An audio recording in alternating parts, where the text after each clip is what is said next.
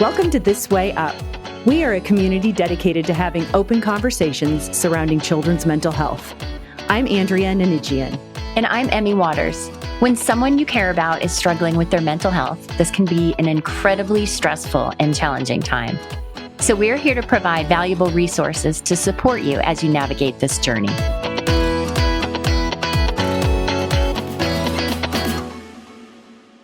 Emie, today's guest is one strong mama. Yes, she is.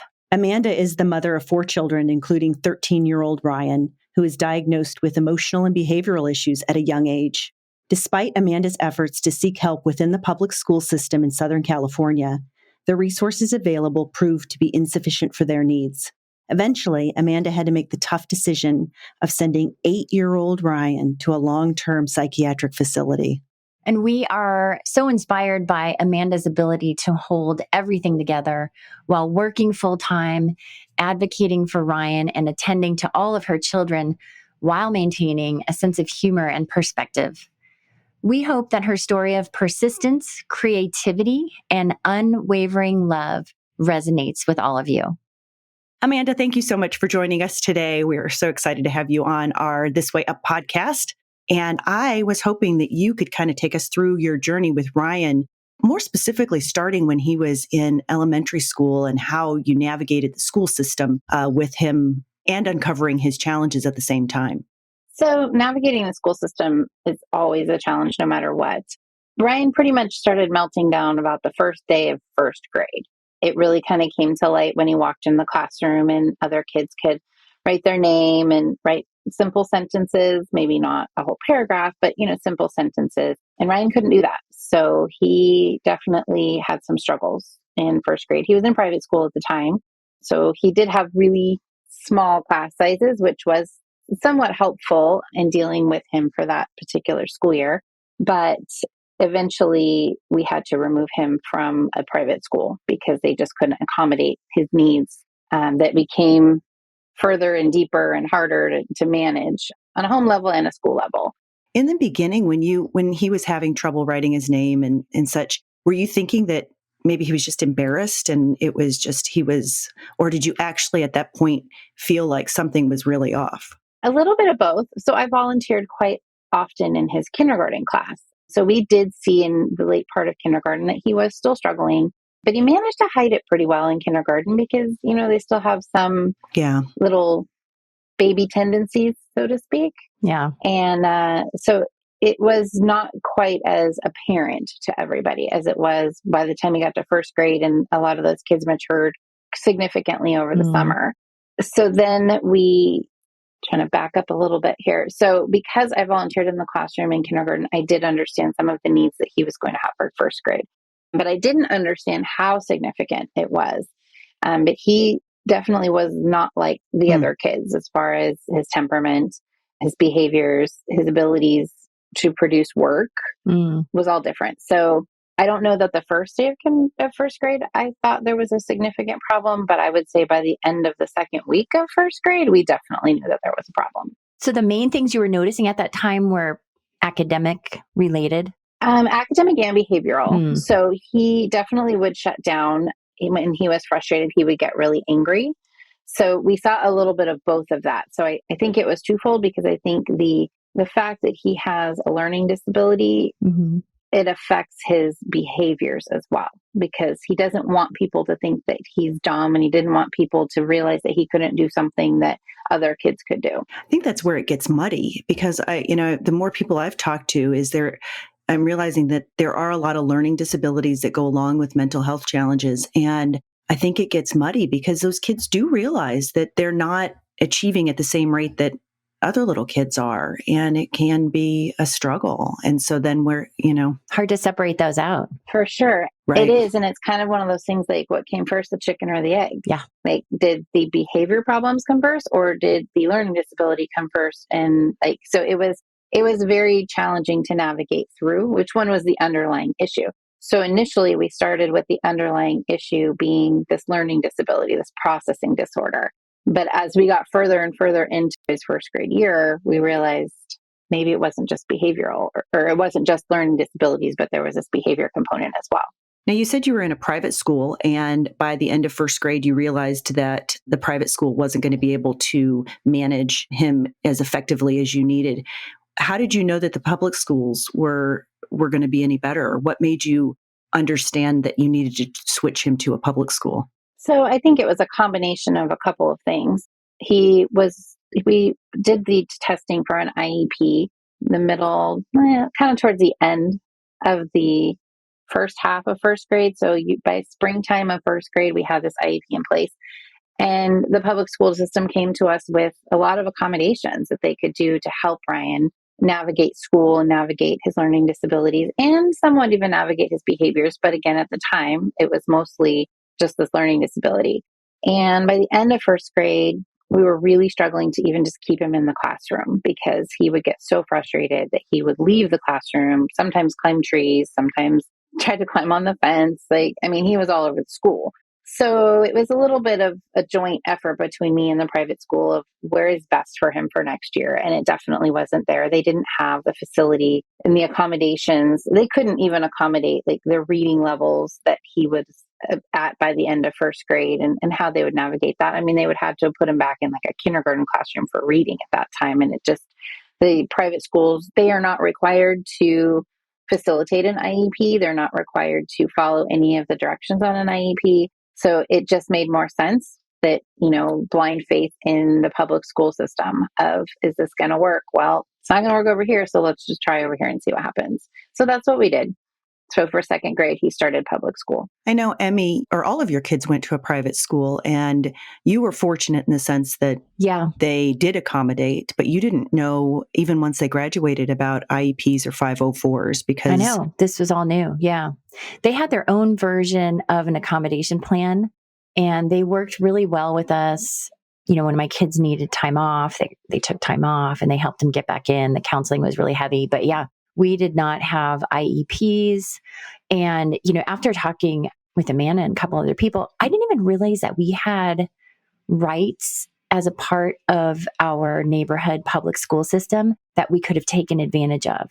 I don't know if right's the right word. They are rights. They are rights. Yeah. It is right. Okay. Yeah. They are. They're free public education. Okay. Yeah. So I had no idea that we could have benefited from anything that then would apply to my kids' treatment outside of school or even at their private school. So yeah, all new to me. I wonder if it's California because I did know about IEPs and 504s. Kate was in a private school, and even though she was in the private school, I still took advantage of the IEP process so that she had it in place in case she ever did go to a public school, or even so that it could carry over into college. So it must be different, it just be obviously what we're exposed to. I think the difference is because I'm on a lot of web groups for these kids with mental health illnesses, kids with IEPs. That's awesome. Residential facilities. So I've done a ton of research, and the FAPE, the free public education, that actually is a federal situation. So if you have an IEP in California, that IEP does need to transfer to whatever state that you go to within the United States. Oh, I did not know that. What it does change is what the states will allow to be covered. So in California, we are fortunate that California free public education states that they have to pay for everything. So right now, Ryan is placed in a residential treatment facility in Utah, but he's funded by our school district here in California.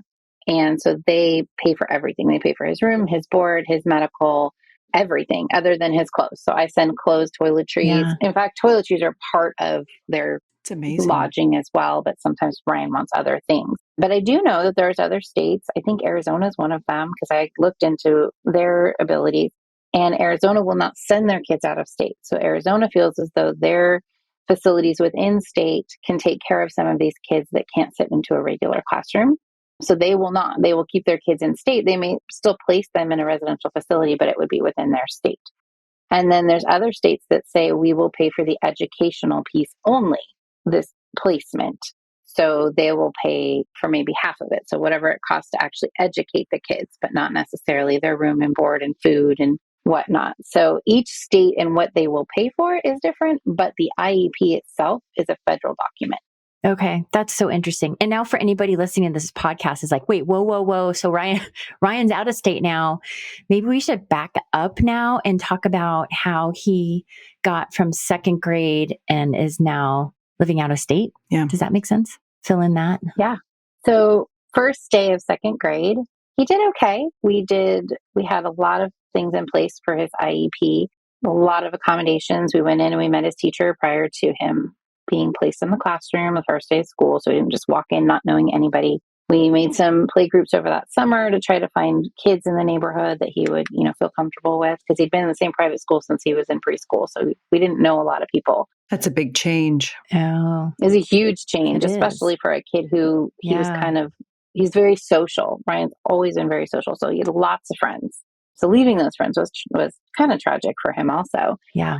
So he went into second grade and he did pretty well like the first week, but then not so good the second week. The behaviors really started.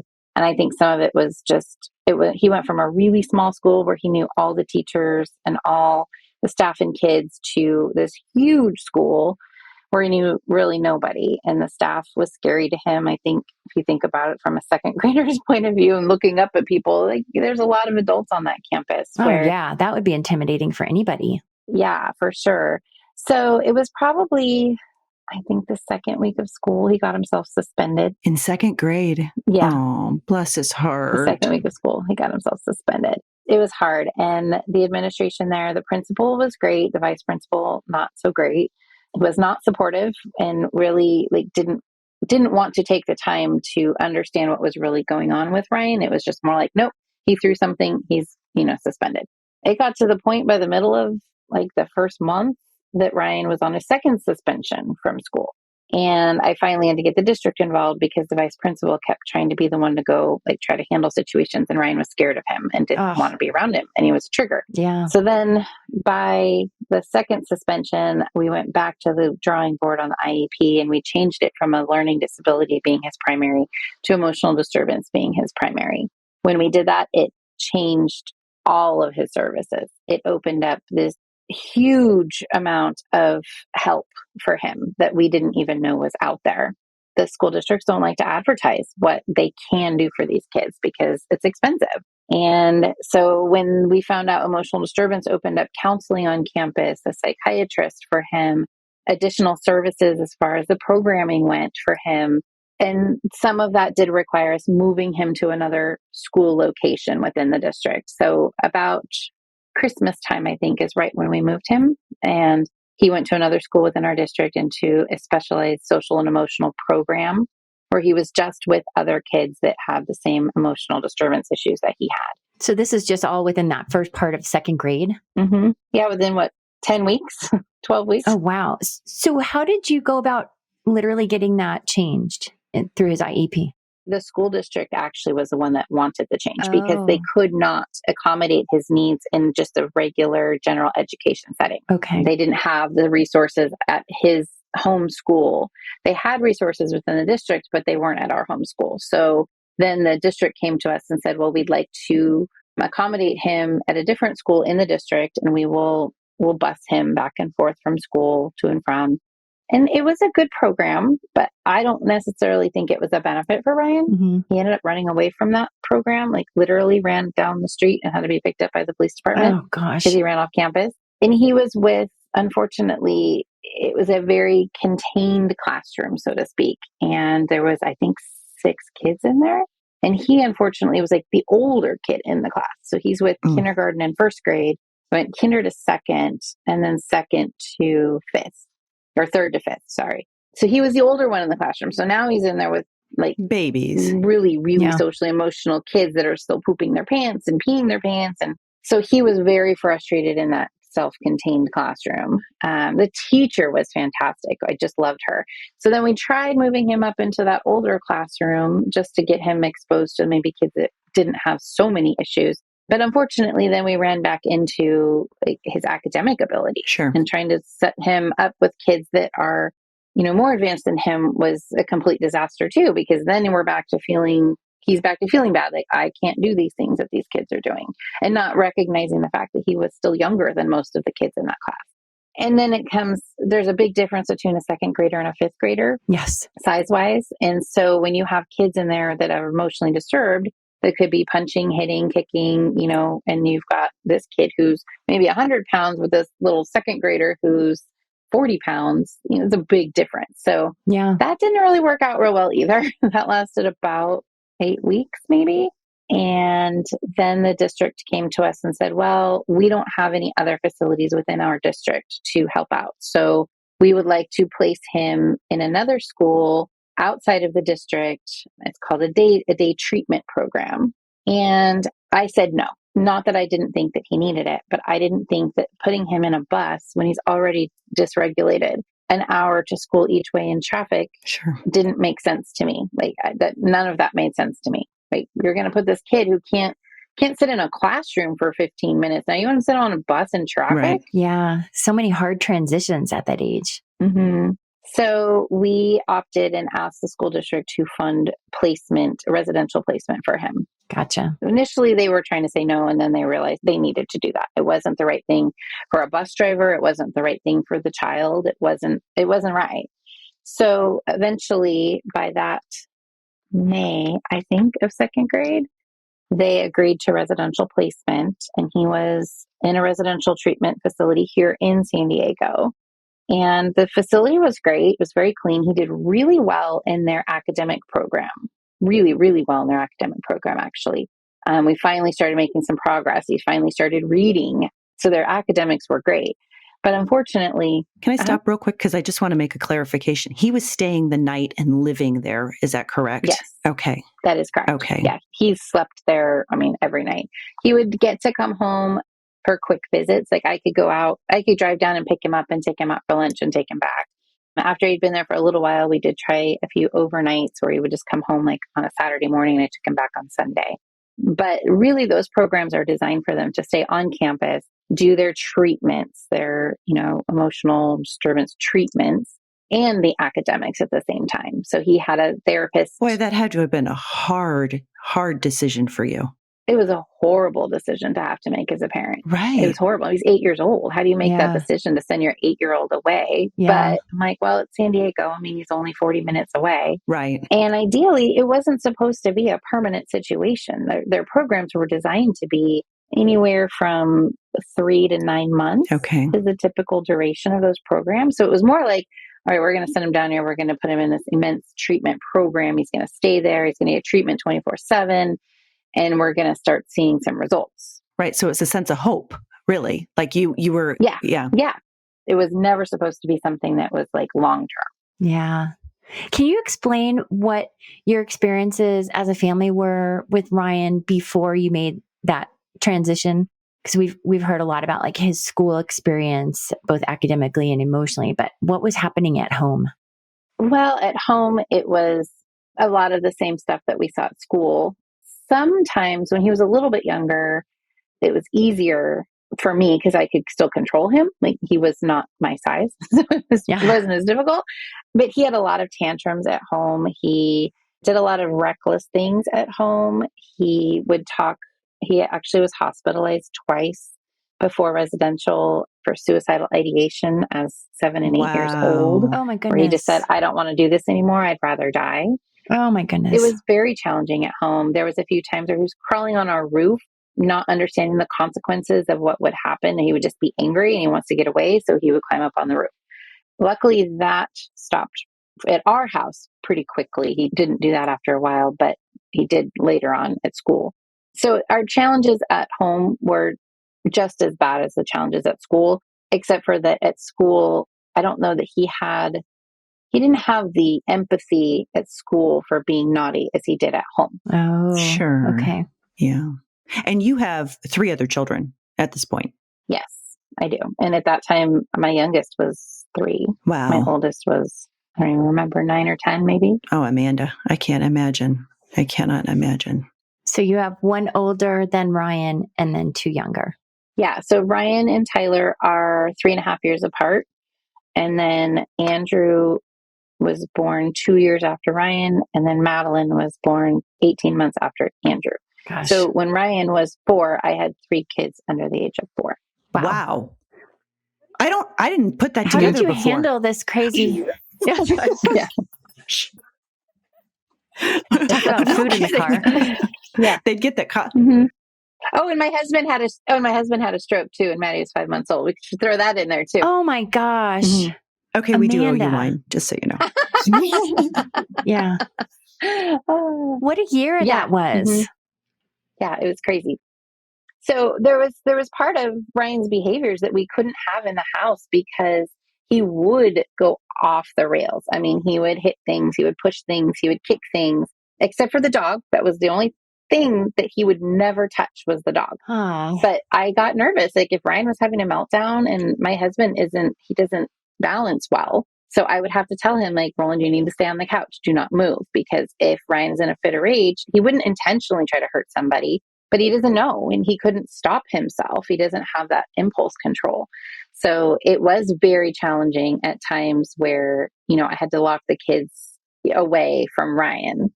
Like I put the kids in my room and say, lock the door and don't open the door until mommy comes back because we don't want anybody to get hurt. And so there was a lot of fear and a lot of trauma that the other kids and the rest of our family had to overcome as well when Ryan went away to residential. And you. And me. Yes. Yeah. What were you doing for yourself during this time? Or not a lot, to be honest, because I didn't have time. Right. But Ryan we'd always had really good luck with therapists with the kids. And we had one therapist that Ryan had for a really long time. And then when he went to residential, she could no longer be his therapist. But I had the rest of the kids in therapy with her because of what they were experiencing as well. Oh, that's amazing. And so she was really good about, like, I never really went individually, just me, but she was really good about checking in on me. And she would call and say, how are you doing? Or, we would talk a lot about what was going on at home with the little kids, and it would kind of transpire into things that I could do for myself. But I never had time to really do anything for myself personally. Yeah. What about friends or support for you? Who are your go-to people if you needed to just cry or vent or anything? So I am very fortunate that I have a very supportive family. My sister lives right down the street from me. Up until recently, she and I worked together. Oh, wow. So I did have a lot of support there, and that, even work-wise, if I just couldn't pull myself together, like she could kind of jump in and do what I needed to do. I think for me, I did get support from my family for me, but I think there was a huge part of my family that didn't understand what was going on with Ryan. Yeah. And where sometimes they were trying to be supportive, it could come across as judgmental because they don't understand. They don't live the life that I was living and understand that these things are out of his control and he doesn't mean to act the way that he's acting. And that's still hard. He's 13 now. Yeah, he's 13 now. And it's still challenging for adults to understand what's going on with him.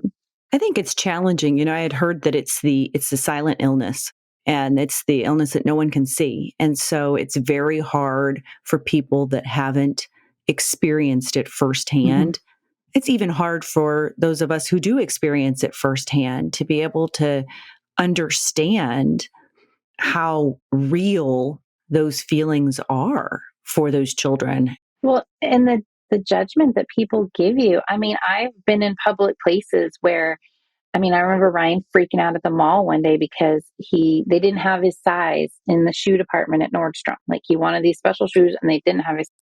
Okay, well, we can go online and buy them. It's not, but he could not. For him, it was, I saw this shoe, I want this shoe. And he completely freaked out, left the store, ran through the mall, took his shoes off and chucked them down from the second story to the first story.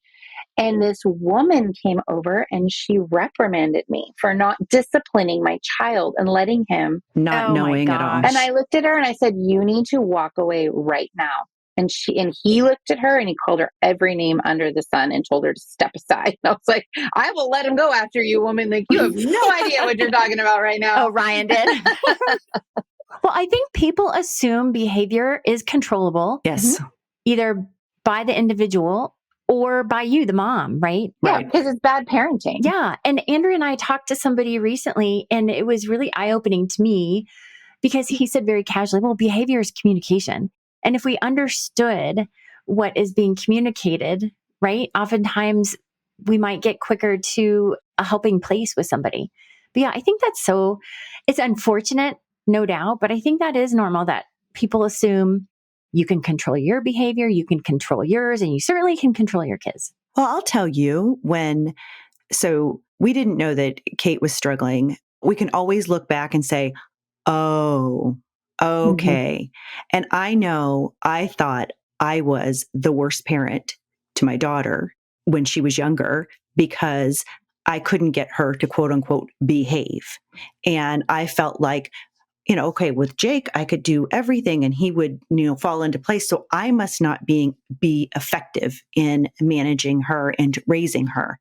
Well, now looking back, she was doing some of these behaviors because of the anxiety and the depression. And so I can say even for myself that I judged myself on being a good or a bad parent based on her behavior. And I think that's a good point. It's only living through it that has allowed me to look and have that empathy and understanding that a lot of people don't have.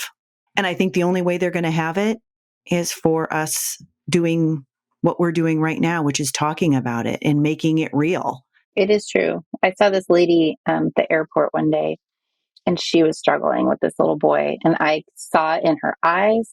I saw it in her body. And I know I've been there when you're just cringing in public, like, oh, I can't. And I just walked up to her and I was like, you're doing a great job as a parent. I was like, is there anything I can do to help you? Because that's all that parents need to hear. I know. Yeah, that was so loving. The judgment makes it so much harder. And this kid, you could tell he probably was a sweet kid, but he was dysregulated. And, even as adults, when we have moments and we're in a bad mood, sometimes it just takes somebody to say, like, hey, you want to go to lunch? Or, hey, you want to go have a cup of coffee? I mean, I can't stand it when I'm in a bad mood and my husband says, well, aren't we in a bad mood today? And I'm like, You know what? Yeah. Yes, Let me show you a bad mood. Yeah. Kids are no different. We just think they're different because we think we can control them and we cannot. They're people. Yeah. Such a great point. That was so sweet of you to go up to that woman and offer that. That's huge. I just felt so bad for her. Like I remember, then I kept thinking about that time at Nordstrom when this lady's screaming at me because I can't control my kid. I'm like, no, I can't. Yeah. And if you want me to try to control him, it's only going to make it worse. Yeah. But I bet that woman that you offered that grace and that compassion to has never forgot it. Nope. Right? You would never forget if a stranger offered you that type of compassion. And, it's kind of like you're passing on acts of kindness. I'm sure she turns around and remembers that and passes it along. And she bought somebody Starbucks later that day. Hopefully she did. Okay. Anyways, let's go back. So he's in San Diego and at the residential treatment facility there. And I so rudely interrupted you when you were saying that from a learning standpoint, he was doing okay, but from an emotional standpoint, he was still struggling. So yes. So at that time he was there in total, he was there for 9 months, but about 7 months into the program, we realized that, from a therapy standpoint, he wasn't making any progress. And so we had to do something different. And unfortunately, in my state of California, there is a lot of bureaucracy and a lot of regulation around these treatment facilities and what they can actually do to try to get these kids the help that they need. So unfortunately, Ryan picked up really quick on he doesn't have to do anything he doesn't want to. And when you have an already emotionally dysregulated, stubborn child that finds out, oh, I can just say no and there's no repercussions, guess what he did? It's just, nope, not going. So we made a very, very tough decision at that point to send him out of state for treatment. The treatment centers that you see the most are in Texas. I think there's a few on the East Coast, and then Utah are the two big. Utah and Texas are the two big ones where there's just a lot of these facilities.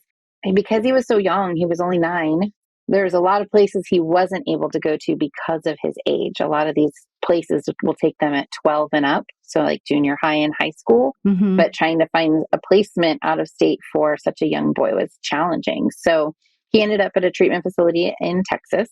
The school district actually transported him because I was like, there's no way he's going to get out of the car for me. So they picked him up from San Diego, middle of the night, and flew him to Texas. Amanda. So somebody flew on the plane with him, escorted him. Yes. be so hard for a That mom. breaks my heart. Yes. So he did actually pretty well. I had talked to the people ahead of time, the transporters. I talked to them ahead of time. Real nice lady, because Ryan at the time, and he still does kind of a little bit, but he had aversions to men. He did not connect well with men. I think it was like the size of men just like triggered him and scared him. Oh, interesting. So we did make sure that there was a woman that was going with him, and she sat with him, and they took him in. And once he got through security, they let him go in and have a shopping spree of snacks and all kinds of stuff for the plane. He'd never been on an airplane before, so he was, kind of excited about that. They let him meet the pilot. He got wings. So he did pretty well on the flight there. But then it was another like almost 3-hour drive from the airport to the facility. They did stop at a Buc-ee's, which was a fun store. And he got to get some more treats. It's funny you remember that stuff, right? Oh, I loved Buc-ee's. I never even heard of that. I had neither. Spent many a times there. It's like a convenience store? Yes, it's like a 7-Eleven on steroids. They have everything. I mean, fresh food, like beef jerky, you name it. If you ever go to Texas, find a Buc-ee's. That's all I can tell you. So he did well until he got there. And then they were trying to get him out of the car, and he just lost it and ended up under the car while it was running, which was a little scary. Holy cow. Yeah. He must be scared. Well, yeah, he's 9 years old. Absolutely. That must be scary. 9 years old, and they're literally dropping him. Leaving his family. And he's down the outskirts of Texas. Like he's in this 2-bunk town, and there's nothing around it. Actually, it was a beautiful place. He said it was the ugliest place he'd ever been to, but it was actually gorgeous. But no, it was gut-wrenching. Did you get to know any of the other families or parents? Mm-hmm.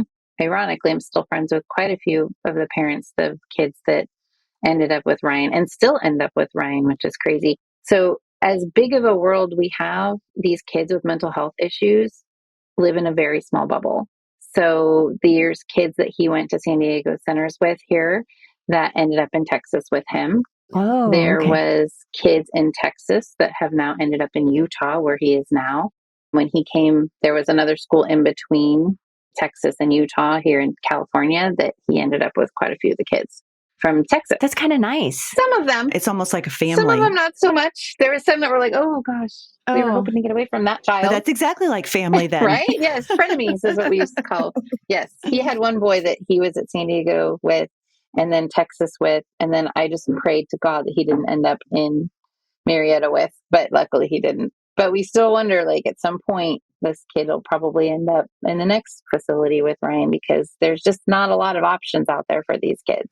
Oh, that's interesting. And so then you keep in touch with these families, which I'm sure is really cathartic. Yeah. And these Facebook comforting groups that we belong to, I mean, there's not a ton of, I mean, there is, but there's not a ton of families. I mean, we're talking like maybe 1,200 families at one time. And there's a lot of times where I look on there and I was like, that looks like one of Ryan's schools. And there was one family that was in San Diego and then in Texas. And then she discharged back home and found out she lives in my neighborhood. And her and I have, become friends over the years. And then there was another family that also lives in our neighborhood that ended up, her daughter was much older, but she ended up in school with Ryan. They ended up busing Ryan and her together for the latter part of her high school. And another really, really good friend and, now family to us. So yeah, it's a small world. I bet. Has anyone ever reached out to you for, like, I don't want to say counseling, but, talking with another family or mom and dad going through a similar thing and looking to you for advice or support? I actually get that quite often. What I actually think is really funny about that is the people that are reaching out that want the help don't want to take your advice. Oh, how so? Well, I've had a lot of them where, like, I see their struggles and they'll tell me what's going on, and their child is really struggling. And then you give them the advice of, this is the road you need to take, and this is what you need to do. And they say it's too extreme and they won't do it. And their kids eventually will suffer for it because, it's just one of those things that they're very, very, very difficult decisions to make for your kids and for your family. I can't even imagine. Yeah.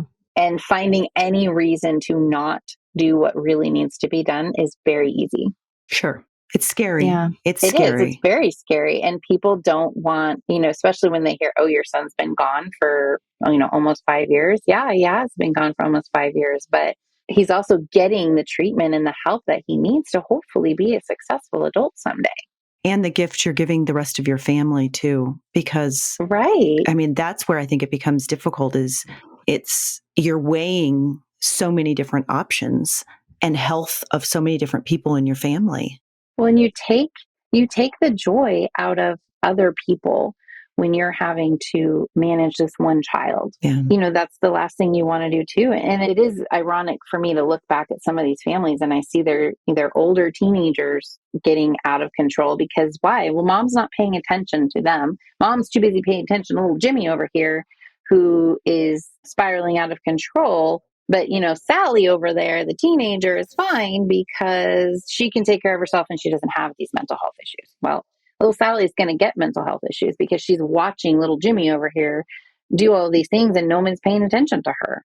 So, it's our job as parents to give all of our children our attention and all of our children the ability to grow up in a happy, healthy environment.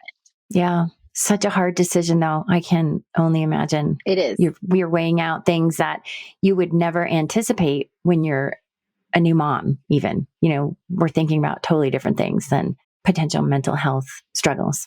I think, too, there's a lot of families that I've met that have reached out for help, that they really just reaching out because they want a simple solution. And there is no simple solution in this scenario. And there's a lot of trials and there's a lot of tribulations and there's a lot of failures and there's a lot of heartache. And it's never an easy choice to make. And there is no secret recipe to make it better. No. Yeah. How do your other kids deal with it? How do they manage not having him at home? I would imagine it's kind of normalized at this point, but I think at this point, it was more of a challenge when he came home. So he was sent home to us for a really short time because he wasn't ready. And I knew he wasn't ready. And so we ended up having to replace him about 9 months later. But those 9 months that he was home were excruciating for all of us, especially the little ones. I mean, they're scared of him. Like, who wants to be scared of your brother? Oh, yeah. And who wants to feel put down by your brother? It's confusing. Yeah, it's very confusing. So, I mean, at this point, they've had a year. He's been back in treatment for a year, and they haven't really seen him. Madeline hasn't seen Ryan since he left last May. Andrew has seen him once, and Roland and I have seen him. Well, I've seen him 3 times, and Roland's seen him twice since he left a year ago. I mean, I see him every week on video calls for therapy, but it's not the same. I mean, he's growing so fast, and he's missing out on a lot of things too. What's his thought about, how does he feel about where he's at and being away from home? He hates it. Yeah. He absolutely hates it. I mean, when we first sent him there, it took a good probably month for him to even talk to me. Oh. But yet he also knows, we have conversations now where, okay, why did those things happen? Like, why did mom send you back there? And some of it isn't even necessarily my doing. I mean, it's when we can't keep him safe in an environment here in California, we have no choice but to send him elsewhere. And he was not being safe in the school that he was at here in California. And it came down to one of those things where we have no choice but residential again, because I can't exactly ship him to Utah every day for school. That's not going to happen. So he was really angry at first. He called me a lot of things, which weren't very nice, but I had to just take it because I knew in my heart I was doing the right thing. Sure. And now he can say, like, somebody asked him, do you know why you're here? And he goes, yeah, I know why I'm here. He goes, I wasn't going to therapy and I was being disruptive in the classroom. I was climbing on the roof at school. I mean, he literally spent an entire month of his education on the school roof. Oh, wow. What's it with the roof? It seems to be a reoccurring theme with him. I think, honestly, we've talked a lot about this in therapy. I think he likes to go to places where he doesn't feel like someone can get him. Oh, okay. It's a safe place, right? So when he was really little, he would climb trees because you couldn't reach him. And so I think the roof is one of those things where he's up on this roof and he has full control of himself. No one can get him. No one can bring him down. I mean, at some point there's going to be repercussions, but it was also very challenging in California because I had to ask, like, why is he even getting to the point where he can get on the roof? Why isn't somebody grabbing him, like running out the door? Well, in California, they can only restrain the kids if in fact they're a danger to themselves or others, not just because he ran out of the classroom. Well, he was fast. He'd run out of the classroom. He knew his route to the roof. And by the time they would catch him, he was already up on the roof and he would just sit there until the end of the school day. Wow. So they couldn't restrain him leaving even though I would think that leaving a classroom would be a danger for himself. Getting on a roof is a danger to himself. No, but they can't catch him. Oh, Right. So in Utah, for example, if he's acting up and they know that he's a flight risk, if he were to run out of a classroom, somebody would restrain him because that's just how it is. In California, that is not the case. He has to be a danger to himself or others. So he would have to be acting violent or something like that when he's running out of the classroom or hitting his head against the wall, something like that. But just the fact that because he ran out, he could run to the bathroom or he could run around the field.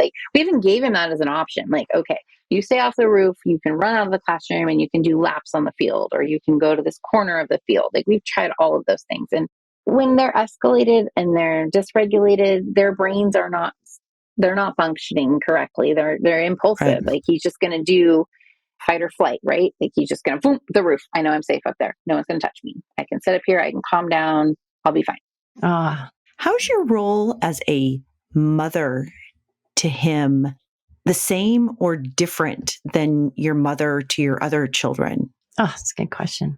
It's very much the same in a different way. So I do weekly therapy sessions with him and the therapist.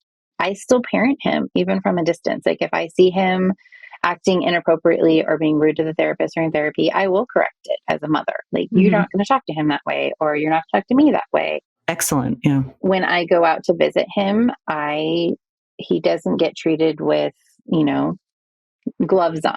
He is treated just like the other kids. If you're going to sit down at the dinner table, you're going to put your napkin in your lap, and you want to be done, you can say, excuse me, and, please and thank you. So I do not treat him any differently than I do the other kids when it comes to parenting. What I will say, though, is I do know Ryan's boundaries. And there are times where I have to back off, where I wouldn't back off on one of my atypical children. Sure. Because I know for a fact, if I tell Madeline, you need to be quiet, you're being rude, she's not going to flip her lid and go jump on the roof. Mm-hmm. Right. I know if I tell Madeline, you need to go in your room and think about what you did, she's not going to go in there and break a window. So there is a difference when it comes to some of that stuff is understanding what are Ryan's boundaries and how far can I push it?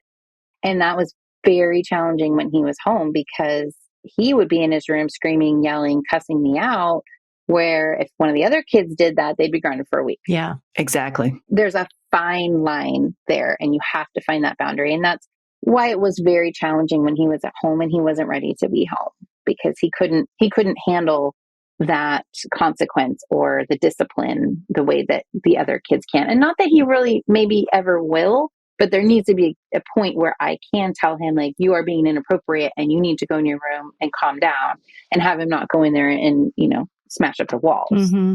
Right. Now, did the other kids, were they harder to parent when he was home? Did you see more behavioral challenges with them when he was home? I saw a lot more defiance out of them when he was home, yes. Because at one point, Andrew got upset with me at one point. He's like, how come Ryan gets away with this stuff? And he's like, I do it and you're all over me. So there was a lot more pushback from them, a lot more defiance. But then I think also they saw in that moment, they may not have seen that there was a bigger consequence for Ryan's behavior in that moment. And that's really hard with little kids. They need instant gratification and instant correction, right? We can't let it go with little ones. And they want things to be even. So yes, again, I think it would be confusing for them. Yes, everything needs to be even. Yeah, Ryan can tell you to F off, Mom, but I just called you stupid and I'm in trouble. Yeah, you're still in trouble. It's still disrespectful. So that part was very challenging, but they now understand there was a bigger consequence. And now they see what that bigger consequence was. It just was hard in that moment of there is a consequence for Ryan, but you guys just need to just back off. That's hard to manage as a parent. It's hard to manage as a parent. Hard to manage for a child. They don't understand. Yeah. If somebody asked one of your younger kids where Ryan is or why, what would they say? They would say that he's away at school. Okay. And because he has behavioral issues. Does Ryan have a formal diagnosis right now? I know those are fluid sometimes. He does. So he has been formally diagnosed with autism. He's very high on the spectrum. He's very self-sufficient and can function. But he's been diagnosed officially with autism and a mood dysregulation disorder. Oh, okay. So later on down the line, they may call that bipolar disorder. He's been diagnosed bipolar 2 or 3 times, and they just keep taking it back because a doctor will say it, and then another doctor says you can't say that till they're 25. Yeah, I've heard that. Another doctor will put it back on. So they call it disruptive mood dysregulation disorder. Yeah. What are your hopes for Ryan? Well, I mean, I really hope to see him.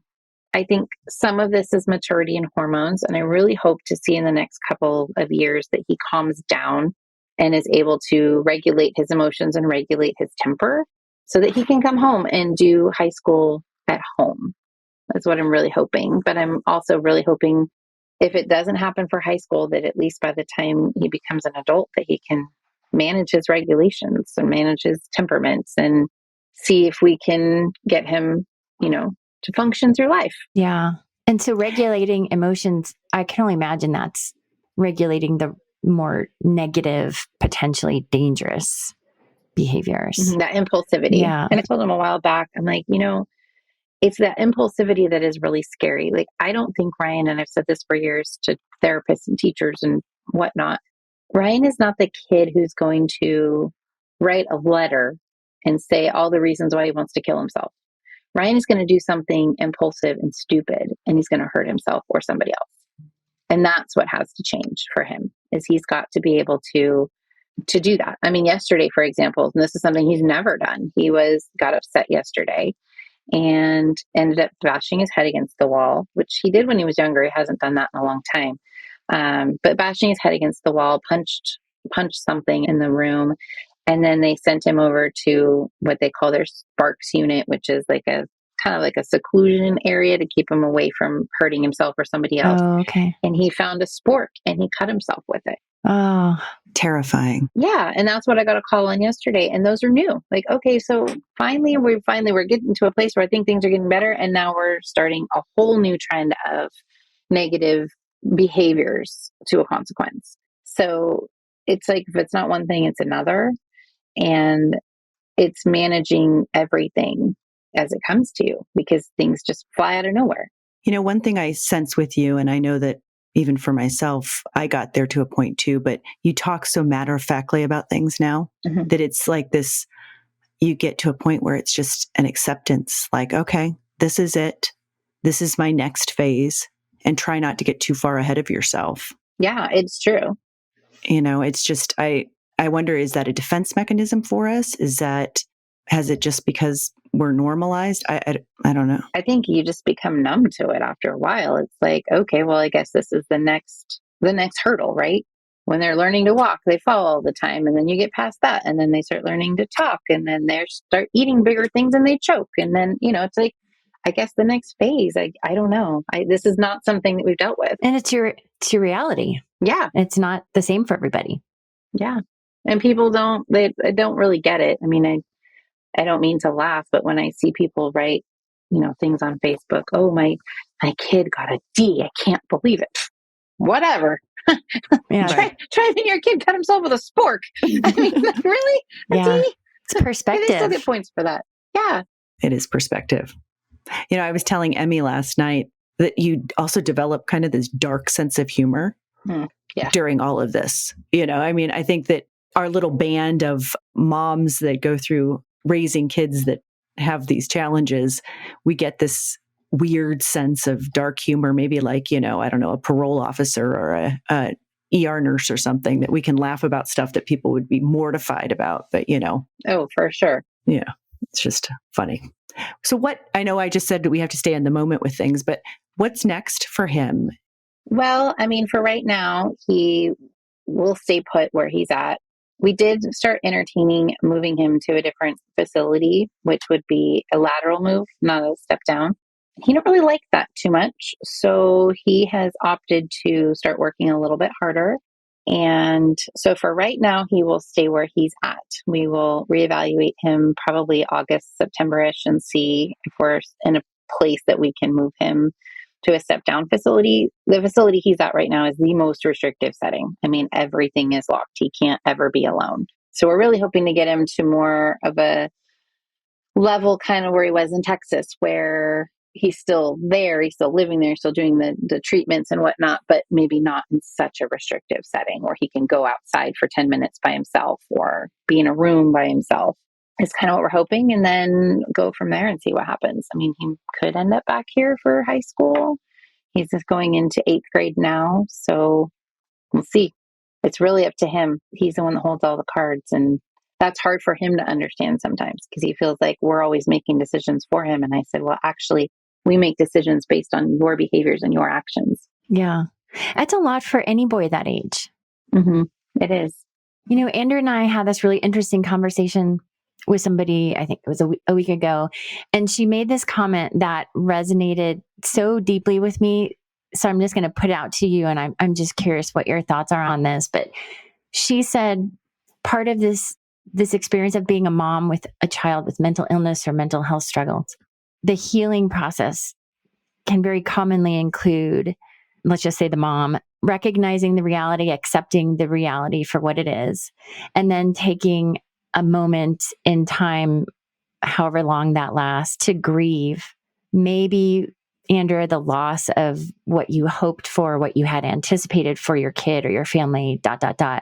And her explaining this to mom to take time to grieve was really interesting for me, because when I think back on life and my experience with my kids in those really stressful times, I know I didn't. I don't think I took time to even take an extra breath. But yeah, I'm curious, how does that resonate or sit with you? I mean, I think there's definitely truth to that. I mean, you do realize that there's just certain things that they're never going to be capable of doing. I think for me, it's a little bit different that I have to grieve all that he's missed out on and all the time that we've missed out on him. So our grief is a little bit different, I think, than somebody who is maybe still in the moment or has the person there with them all the time, because we do have, like, Ryan has missed out on 5 years with our family. Like, the kid's 5'7" or 5'8" now, and my pictures on my phone are few and far between of him, and there's thousands of my other kids. Yeah. So for us, our grief would be a little bit different in that, he's just not here with us right now. Yeah. I think what really hit me was just like that as an idea of self-care, like giving yourself that space and time to say and recognize that I am missing out on this, or I am sad about this, or. Well, I think knowing that it's okay to feel that way and not feel guilty. I mean, I don't feel guilty for what I have done in the choices that I've made for Ryan. I don't feel the least bit guilty about what I've done, but I do feel sad that he's not there with us all the time and that was my only option. And people sometimes mistake that and think that I feel bad for what I did, but I don't feel bad for what I did. I had no choice to do what I've done. Yeah. That's an excellent distinction, by the way. Yeah. Thanks for saying that. Yeah. I actually get really upset when, like, for example, on Mother's Day, I was very emotional and upset, and I couldn't even get through to Ryan to talk to him. And then by the time I did get a hold of him, that he wanted to talk to everybody that was over. And so I didn't really get to talk to him. And I remember somebody walking up to me as I was crying, and they said, "You shouldn't feel guilty." And I'm like, I actually got mad. I was like, I don't feel guilty. Like, don't tell me how I feel, because I don't feel guilty about this. I said, I feel sad. I miss my son. I miss raising him. I miss all the things that he's missing out on, the family vacations and trips and fun times and even the bad times. I mean, like, his own father passed away and he didn't get to grieve that and go to a funeral. His grandfather passed away and he didn't get to grieve that and go to a funeral. So it's not like he's just missing out on the good stuff. He's missing out on everything. Right. Yeah. And that is hard. And it's also hard if he was home, because he'd still be missing out on a lot of things, because there would be a lot of things that I couldn't do with him because of the state that he was in. Yeah. So there's no real winning situation here. It's really not. And I think that's the acceptance piece, and the piece that you have to grieve is that there is not a winning situation. Nope. It is what it is. And there's no easy fix to the situation. Nope, there's not. There's not. But also, I think that we as moms, and I think I'm now babbling because I'm not exactly sure how to say it, but you could babble. Okay, thank you. But I love how you said that you feel sad but you don't feel guilty because you know you did the right thing. I mean, what you did and are doing is the most selfless thing for your entire family, because it is hard not having your child with you at all moments and having to turn that over and knowing that that was the best decision, knowing that it was the best decision for the family and for him. That's very selfless. I mean, and you don't know. You don't know until you look back on it, right? At the time, you don't know. I mean, honestly, when I look back at it, should we have sent him to the place in San Diego? Probably not. That was kind of a waste of time. Maybe we should have went just directly to Texas, and maybe that would have been shorter. I mean, there's a lot of what ifs that when you look back, you could say, I could have done something differently. But at the time, when you're making decisions, you don't have that knowledge. No. Right. We're all doing the best we can with the information we have at the time. Yeah. And then you have to live with that decision, and you can't feel guilty about the decision that you make, because it's only going to prolong everything if you don't stand behind the decisions that you make as a parent. And I think that's true no matter what your situation is with your kids, whether they're mentally health challenged or not. Like, you have to stand behind your decision that you make as a parent. Exactly. Good for you. My mom once said to me when I was stressing over switching Kate's schools and such, and I thought, she's going to switch again. What if I make the wrong decision? And my mom said, Andrea, you're making the decision that you, with your best knowledge and the fact that you love her. And that will be enough, even if it turns out that you needed to make a different decision. She's going to know that you loved her in the end. And I think that as parents, that's a good reminder, is that we're making these decisions because we love them. Yeah. That's beautiful that your mom said that. And Amanda, you have your sister. I'm sure that's just a huge opportunity for more support and scaffolding too. Yeah. I mean, it's just, you have to take each day as it comes. Like, we can't predict the future with mental health, no matter if it's a child or an adult. You can't predict the future, what's going to happen. And all you can do is take it day by day and use the lessons that you've learned from the past to try to make their future and your future better. Because you know the things that didn't work. So don't do them again, and just try hard to make the right choices for yourself and for them. Yeah. I wish I would have known you 10 years ago. A big reason why Andrea and I started to do this podcast was because we reconnected and had no idea that we had gone through similar experiences. And now I hear you had your mom and Andrea, and so that's great. You had support. I had good friends too, but I wasn't sharing. I wasn't getting a lot of validation. I think people, do the best they can to be supportive, but nobody that could have really known how I felt. And to your credit, Amanda, could have inspired me to be confident and know that I'm doing the right thing in the moment. So I hope that people get that out of this conversation, hearing you. And certainly this is kind of the mission. Our overall intent is to just create that community so people feel like they can be inspired, they can find hope, they can find dark humor, and that's okay too, whatever it is. Yeah. I'm just super appreciative. But yeah, damn it, where were you 10 years ago? This would have been great. Well, I always hope that the road that I've traveled, which has not been easy, at some point helps somebody else, because then it was worth it. Yes. Oh, it absolutely will. I mean, just think about the woman you tapped on the shoulder in the airport. You said, I see you. How can I help you? You're helping people right and left. Because it's not the kid's fault. No. It's really not. And it's not her fault. Nope. But there was a lot of people really upset with that woman for not controlling her child. Yeah. So unfortunate. Well, Amanda, thank you so much. You're welcome. Yeah, thank you. Yeah, this was great. Thank you. Yeah, you're a strong mama, and I love hearing about your perspective on everything.